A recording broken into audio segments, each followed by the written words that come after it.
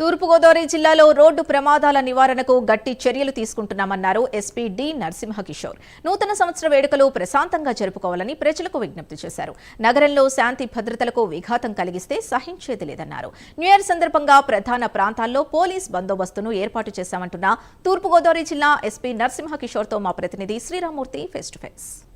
గోదావరి జిల్లాలో 20-25 సంవత్సరంలో చూసినట్లయితే నేరాలు 17% తగ్గాయని చెప్పి ఇక్కడ పోలీసు మీడియా సమావేశంలో జిల్లా ఎస్పీ నరసింహకిషోర్ వెల్లడించారు. అయితే రోడ్డు ప్రమాదాలు పెరిగిన పరిస్థితి ఉంది. కొన్ని ఆర్థిక నేరాలు, ఇతర నేరాలు, దొంగతనాలు పెరిగినా కానీ ఆర్థిక నేరాలు తగ్గాయని కూడా చెప్తున్నారు. దీంతో మనతో మాట్లాడడానికి తూర్పుగోదావరి జిల్లా ఎస్పీ నరసింహకిషోర్ ఉన్నారు.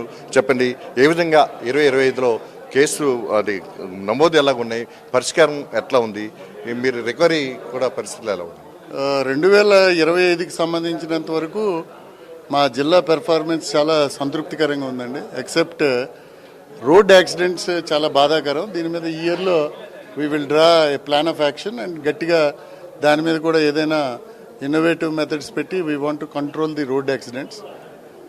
స్టేట్ ప్రయారిటీ కూడా అదే. అలాగే అఫెన్సెస్ ఎగ్నెస్ట్ ఉమెన్ అన్నది బాగా తగ్గాలని ప్రభుత్వంగా మరియు డీజీ గారి తాలూకా ఆదేశాలు.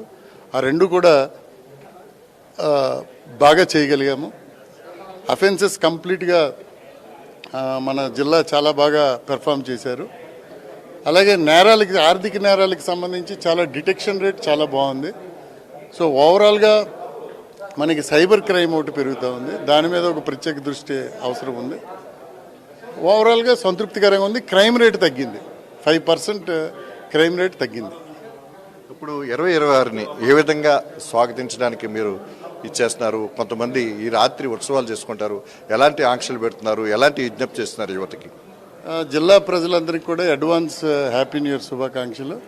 అలాగే ఈ హ్యాపీ న్యూ ఇయర్ సందర్భంగా విచ్చలవిడిగా ఇతరులకు ఇబ్బంది పెడుతూ రోడ్లపైన, పబ్లిక్ ప్లేసెస్లో ఇబ్బంది కలిగించడం అన్నది కరెక్ట్ కాదు. దీనికి సంబంధించి చెక్ పోస్టులు, అవుట్ పోస్టులు, పికెట్లు అన్నీ వేసుకున్నాం. లాస్ట్ ఇయర్ లాగా ఇన్సిడెంట్ ఫ్రీ చేస్తాం.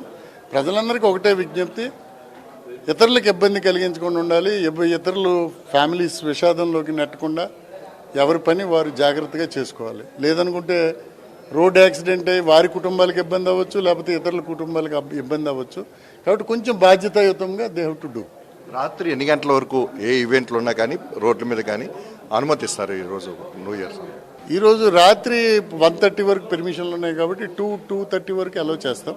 బట్ అందరూ పీస్ఫుల్గా చేసుకోవాలి. లేదంటే ఎవరైనా ఇబ్బంది పెడితే వాళ్ళని we will take them to task. కొంతమంది సైలెన్సర్లు తీసేసి వెహికల్స్ మీద వెళ్ళే పరిస్థితులు ఉన్నాయి, దాన్ని ఎలా విధంగా కంట్రోల్ చేస్తారు?